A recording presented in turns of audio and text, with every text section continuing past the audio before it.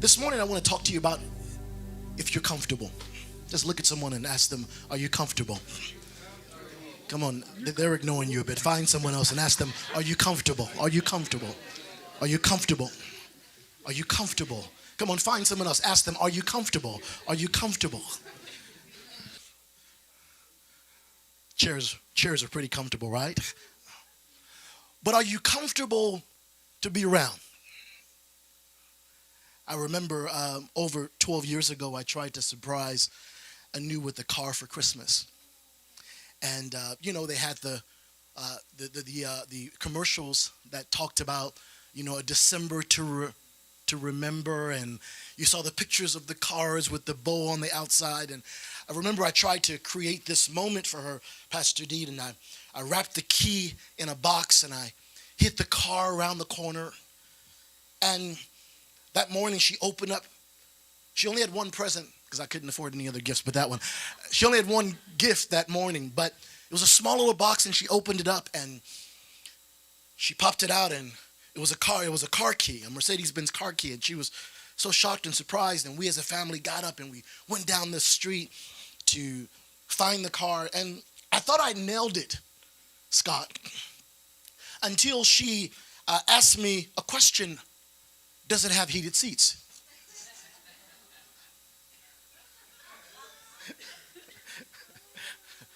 I said, well, I don't know. And it didn't have heated seats. And she said, well, when I get in the car in the morning with the kids and it's cold and I have a skirt on, it's cold. I need to make sure I've got heated seats. And it wasn't a cost thing. I just didn't even think about it, that she would want heated seats. Now I can't even fathom driving. I'm putting the heated seats on before she does when I get in the car. And I have a rental, not a rental, but a loaner because my car is in the shop, and it has a heated steering wheel. Are you comfortable?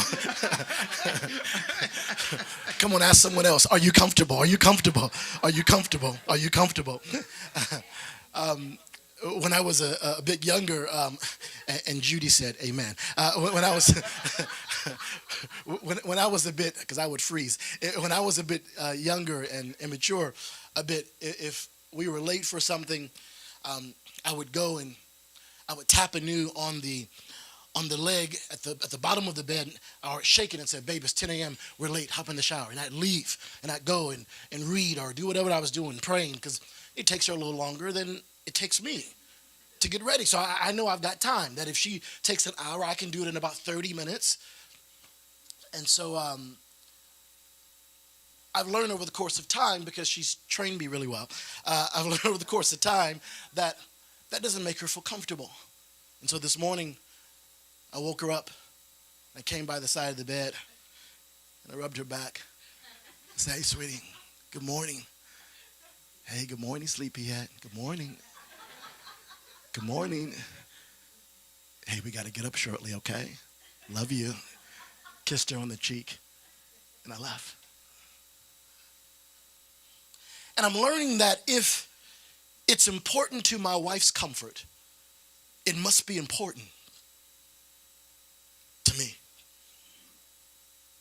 The book of Genesis 5:29, it says this, that when Lamech had lived 182 years, this is in the NIV, I believe, he had a son, and he named him Noah, and he said, "Noah will comfort us in the labor and painful toil of our hands caused by the ground that the Lord has cursed."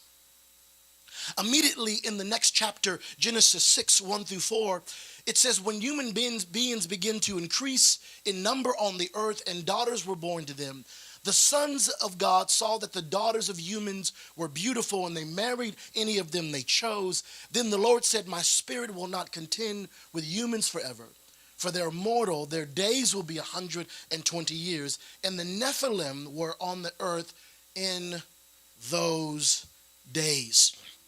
And Nephilim is translated as giants. They were described as being large, strong, and warlike. Ever been around someone that just loves war, loves to fight, they were large, strong, and warlike. Men who fell away from righteousness, who fell away from grace and favor. But the Bible says Noah found grace. Come on, look at someone and say, find grace. Come on, find someone else. Tell them, find grace. Noah found grace in a time when men and the land were filled with giants. And it's interesting that before there were giants, a Noah was born. A man of comfort who embraced God and ultimately saved his family through his persona.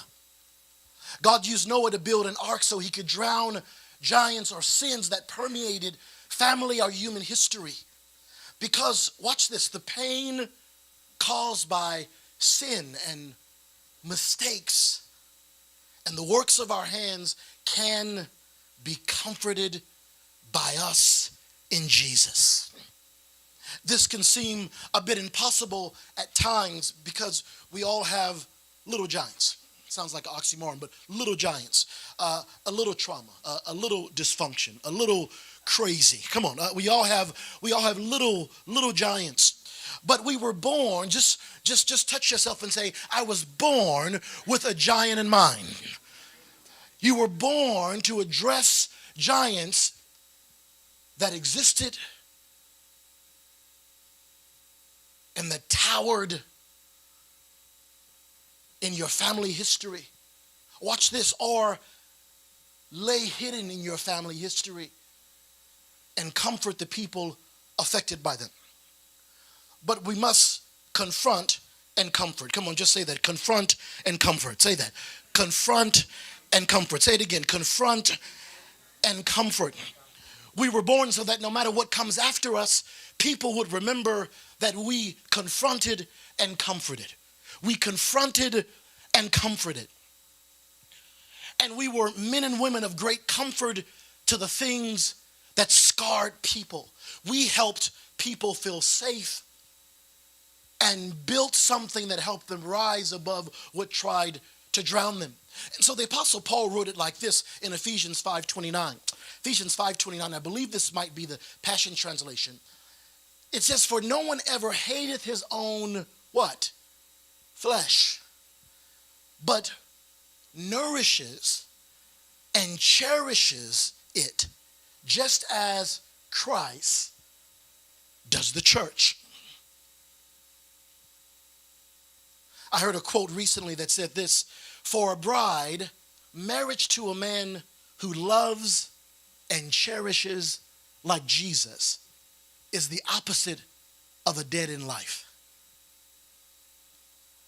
That's who Jesus is to us. Not a tyrant that abuses his leadership and rank, but he warms and he comforts. He nourishes and cherishes us. He makes life worth living and then calls us to be just as he was in the world. And that word cherish, if you're writing with me today, cherish is the highest, noblest, and strongest feeling we can have for one another.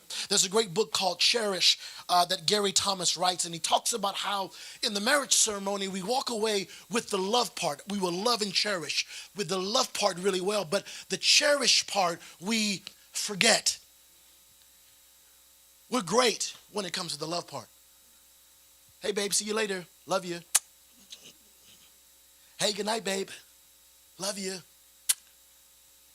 But when it comes to cherish, showcasing the heart of that person, nourishing and cherishing their heart and their thoughts and their feelings and their opinions, we miss that. But cherishing is it's a supreme form of love that goes beyond to emotionally comfort and to warm and soften, watch this, by heat or by present. Those heated seats again, right? To soften the areas of our character and how we treat people. And to cherish is to be as heartwarming and nurturing as I am to myself, to my wife and kids. Paul wrote this in 2 Corinthians 1:4. He comforts us in all of our troubles so that we can comfort others. And when they are troubled, we will be able to give them the what? The same comfort God has given to us. But it's hard to give people something that you never received. It's hard to extend the comfort and the cherishing that God commands us to give when it was absent in your life. Unfortunately, some of us grew up watching a generation often married to ministry or work while they were providing but not being present. They were loving but not cherishing. If you were raised in the church, what was translated as revival was often seen as the work of the ministry in Matthew 10:8, which Jesus said to heal the sick. What else? To raise the dead, to cure disease or leprosy, and to drive out demons. But Isaiah 42 states this in the Passion Translation. It says, your God says to you, comfort my people with gentle, compassionate words. Speak tenderly from the heart to revive those in Jerusalem and proclaim that their warfare is over. Her debt of sin is paid for, and she will not be treated as guilty. Prophesy to her that she has received from the hand of Yahweh twice as many blessings as all of her sins. And Isaiah starts it by saying, comfort, comfort. Just say that. Comfort, comfort. Now, the use of repetition in the Bible usually emphasizes the importance of a word or a theme, a place, or an event. So Isaiah writes, comfort, comfort, to introduce a different type of revival. A revival to comfort the heart and hopes of people of things broken in your life. A revival that begins to speak and decree a thing to see it established. That begins to prophesy that God will restore twice as many blessings as all your sins. Come on, just say that. I prophesy. God will restore twice as many blessings as all my sins. Think about that for a moment. Because I don't know about you, but I've got a bunch of them. I've got a bunch of flaws and a bunch of failures and a bunch of places where I've just missed the mark. And God comes and says, in the season where you begin to compassionately speak to the hearts of the people who are around you, that I will reward and restore twice as many blessings as you failed. Now, that doesn't mean go and sin more to get more blessings, right? It's not saying, hey, go sin more so you can increase the blessings. He's not trying to say that. Jesus said, go and sin. But it means when we find grace, when we find favor in his eyes, he comforts and restores us with more than we could hope for, dream, pray for, or imagine. And he begins to declare that the season of warfare in your life and your relationships and a season is over and a season of comfort has begun. It's coming into your life. So comfort ends the wars in our life. Comfort begins and ends when we speak. Speak how? Speak compassionately, speak gently, speak tenderly, because before God revives and restores something, before he revives and restores a relationship, a friendship, a marriage, a bond, or an organization, or a business, or a church, he speaks to it. Therefore, comfort is the gateway to revival. Comfort gives us access to permission to hold and restore people's hearts and trust.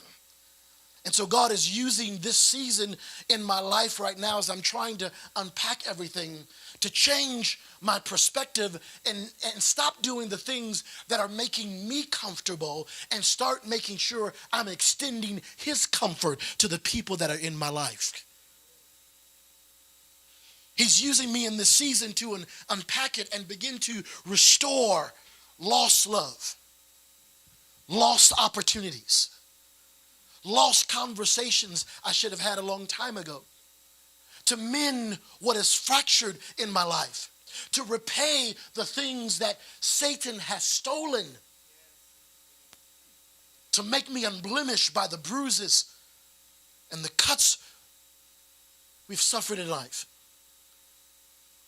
And when we do, God said, I'll revive hearts around you. I'll revive trust around you. I'll revive relationships around you. I'll revive your children. I'll revive your spouse. I'll revive what's been dead, because I call those things that be not as though they were. When we do, we receive from the hand of God twice as much as we've lost. And so we begin. I'm learning, Jason, that comfort is my inheritance. Just say that comfort is my inheritance. Now, I'm not talking about being comfortable and stagnant. I'm talking about you being comfortable to be around. This Christmas season, I'm talking about you using the gift, his gift, instead of their offense. I'm talking about you having the ability to walk into circumstances, into rooms, and because you're there, people feel comfortable. People begin to open their heart and share what they're going through, because there's a presence of comfort on you, not hardness. Psalms 71:20, and in the Passion Translation says this: even though you've let us sink down with trials and troubles, I know you will revive us again, lifting us up from the dust of death. Give us even more greatness than before. Turn and what? Comfort us once again.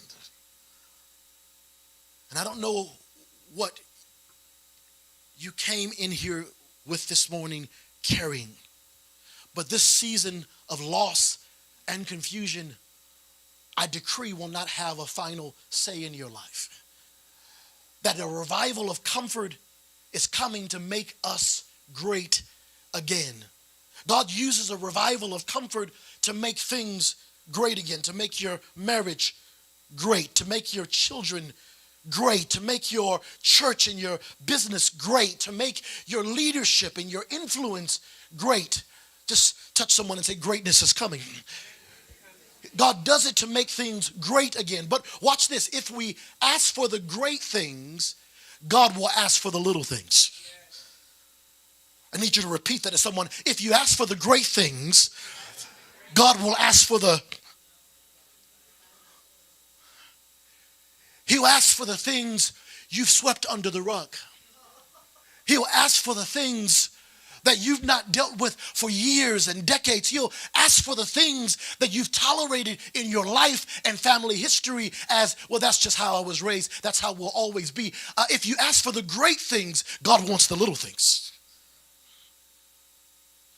Song of Solomon 2:14. 2:14 says this in the Passion Translation: for you are my dove hidden in the split open rock. It was I who took you and hid you up high in the secret stairway of the sky. Let me see your radiant face and hear your sweet voice. God's talking to us in this passage. He's talking to his bride. How beautiful your eyes of worship and lovely your voice in prayer. You must catch the troubling what? Foxes, those sly little foxes that hinder our relationship. For they raid our budding vineyard of love to ruin what I've planted within you. Will you catch them and remove them for me? Oh, I love this last part. We will do it.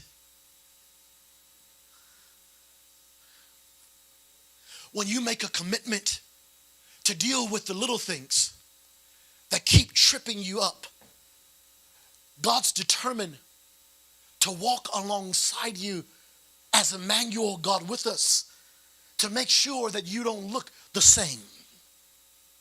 What are the little foxes that hinder us?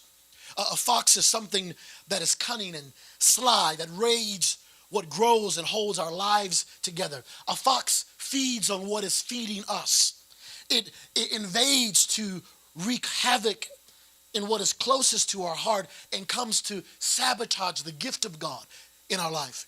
It comes to pervert something that God is trying to teach you and he's entrusted you with, that you keep falling and stumbling over. The Passion Translation in your program says this: foxes are the compromises hidden deep in our hearts that keep the fruit of passionate devotion to Christ from growing. What are the little foxes? Are the little giants in your life? What's stopping you from making commitments? What's stopping you from keeping commitments in your life? What's stopping you from being present and being intentional and comforting to the people who are in your life? So there's a video where a guy is saying, just remember this, and I want you to write it down if you're writing with me. When you desire or when you're determined to speak last, you leave a lasting impression. And so I have a habit and tendency of interrupting my wife when she speaks. I have a habit that while she's speaking, certain words she's saying, they're just cues for me to jump in and say something else. Are you with me? Yeah. And so even though she's trying to pour out her heart and share some things, I'm ready. I was ready. You had me at hello. I was ready at the first word to jump in. And God is teaching me to shut up. God is teaching me. Someone once said this: it takes 2 years to learn how to speak, but 60 years to learn to shut up and be quiet. And I'm learning. I'm not there yet, Marcia. Marcia, stop messing with me now. I'm trying to get myself on the altar. I'm trying to get there, Marcia. I'm trying to get there, forgiveness guru. I'm trying to get there. I'm trying to work on myself. But the one who speaks last makes a lasting impression. Maybe you want some verse for that. King Solomon said this in Proverbs 18:13: to answer before listening is folly and shame. That word folly simply means foolishness and sin. What makes us hear but not listen to people? What makes us talk but not strive to make people feel understood? What makes us know people but not be fully known by them or to them? And I'm learning that in this season that the emotions of my family have an emotional need. Just say that with me. Emotions have an emotional need. Say that. Emotions have an emotional need. Say it again. Emotions have an emotional need. That means if you're experiencing an emotion from someone, it requires an emotional response. Now, when I say that, I don't mean a hysterical response. If for some reason my kids are struggling with the pain of something when they were coming up and they were expressing emotion, I would just counter it with, you're fine. You're gonna get through this. You're gonna pick yourself up and you're gonna do X, Y, and Z. And that was fine. They needed that. But they also needed me to have the ability to say, man, I'm sorry that you're going through that. That must be so frustrating. See, we have a tendency to correct instead of comfort. When I was my wife, throughout the year, she would talk about if something happened to me. And she would say, if something happened to you, I don't know if I would run the business. And, I don't know if I want to go back for a while. And it would just be really hard for me to be in the company again. And instead of comforting, I would correct. No, you're going to be fine. In fact, the company will rise to levels it's never risen before because you're doing it on your own. I was correcting, and she didn't need to hear that. She needed me to be able to say, man, I couldn't fathom if I was left by myself without you. I couldn't. That is going to be such a difficult time and season. I can't imagine living life without you. And over the course of years, I began to share with her more so, hey, if you need to sell the business, you sell the business. Because my number one concern for you and the kids when I go is that you are comfortable and taken care of. Come on, look at someone and say, are you comfortable? Come on, ask someone else, are you comfortable being around? I was with a young man recently who I mentored, and I actually coached him in basketball, and he was going through some things in his relationship with his fiance. And as we were talking, when we left there, he began to say, hey, me and Josh, who's my son, that's my oldest son, we had a lot of things in common. We had parents who were faith-filled, and we were the oldest, and there was a younger brother. But, you guys were so hard on us that sometimes we just felt that we weren't enough. And I'm listening to him, and I begin to share with him a story of watching my son playing basketball at a camp. And I remember the camp because I was really hard on him. And I was telling him, you got to do more. Every time the break would come, no, go take the ball from them. Go do this. Listen, close out. I was a coach, so I was just ringing terms at him.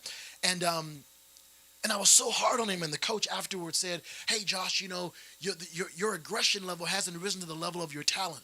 And after the session, I was telling him, see, I told you, you got to be more aggressive. You got to do this. You've got it. You got the it factor, but you got to do X, Y, and Z. And I saw that video a year ago of him playing in this camp. And he is bawling. He is all over the place. And I'm impressed, and my heart began to break because I was so focused on the things that he wasn't doing. I wasn't seeing the things he was doing.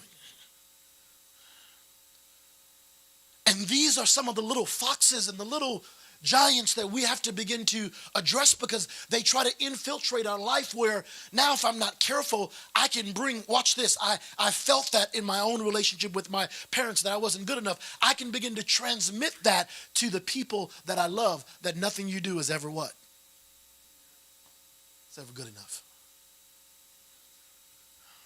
Thank you, thank you, thank you, thank you. And there were little giants compromising my influence, compromising my anointing in my children's life. For some of you who've struggled with that, look at someone and say, you've always been enough. Come on, tell them you've always been enough. You've always been worthy. You've always been. If you have kids here, tell them you've always been enough.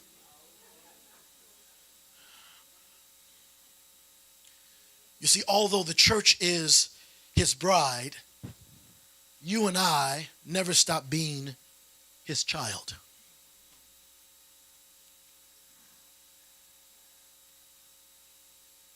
And we can't wait for, I'm learning this, we can't wait for conflict to come before we decide to be comforting. Because it's harder to do under fire if you haven't established the habit. Number two, you need to establish a safe zone ahead of time, before the conflict, before the disagreement. The book of Proverbs 18:10 says, the name of the Lord is a strong tower, and the righteous run in, and they are.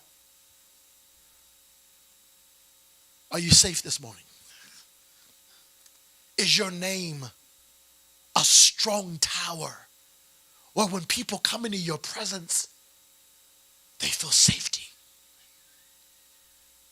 Are you a comfort in the lives of people?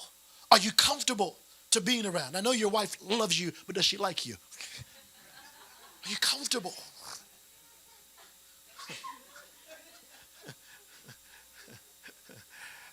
And all the ladies said,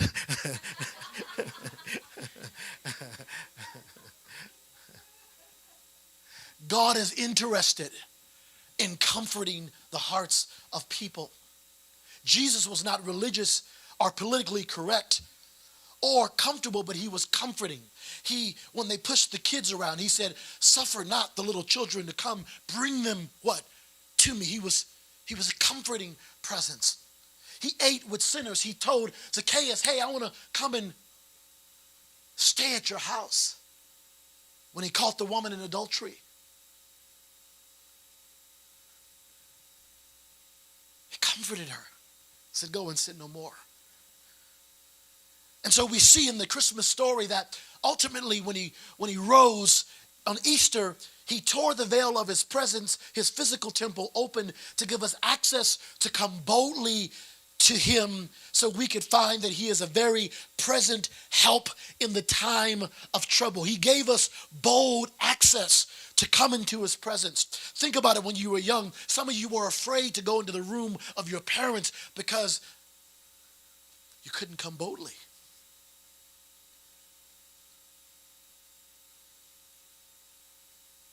He tears open the veil of his temple so that no matter where we were in life, in a lion's den, in a fiery furnace, swallowed by a big fish, with our backs to the Red Sea or death threat on our life, he would be there. And so Christmas is a love story. We find that even Christmas songs, I was talking to Pastor Deet, even Christmas songs are comfortable. A couple of weeks ago, Pastor Deet was just playing Christmas carols in the sanctuary. And I find that even those songs bring great comfort to us. A great song by Aretha Franklin, she once sang, oh Christmas tree, how lovely are your branches. We heard songs like, away in a manger, or the first Noel, or Silent Night. Angels we have heard on high. Songs that gave us great comfort. Oh, come let us adore him. Oh, come let us adore him. Oh, come let us adore him. Christ the Lord, for he alone is worthy. For he alone is worthy. For he alone is worthy. He Christ the Lord.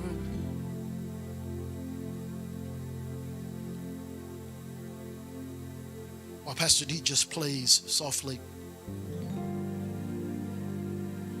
Luke 2:9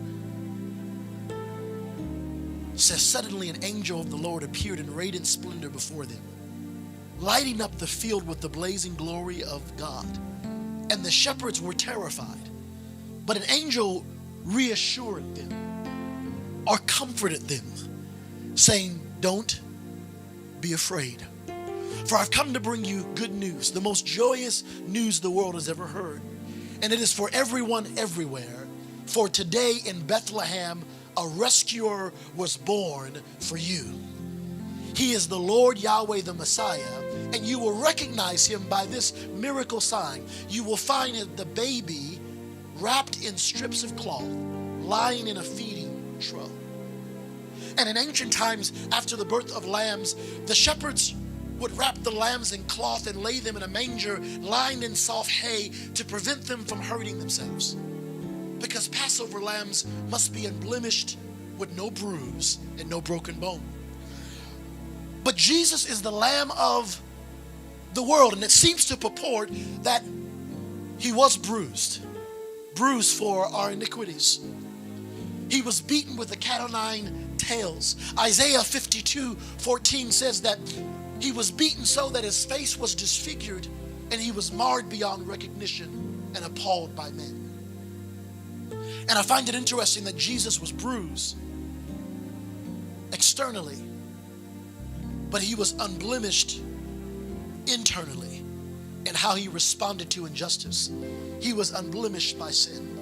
He was unblemished by the disciples who deserted him. He was unblemished by the Judas who betrayed him. He was unblemished by the people who snatched his beard out and slapped and mocked and taunted him. And it's because of Jesus we can be bruised by men, but unblemished within. It's because of him we can be weak in body but strong in spirit. It is because of him we can be dead on Friday but rise and resurrect on Sunday. It is because of him we can be marred by men but rescued and unblemished in Jesus. We can rise from the grave with healing in our wings and soar because he is the great physician that cures and comforts all. Every incurable disease in your family, he comes and makes house calls to comfort and heal the things that have marred us. He makes us unblemished so that we don't smell like the smoke of the fire we've been in. We don't smell like anger. We don't smell like bitterness. We don't smell like resentment. We don't smell like divorce. We don't smell like those things.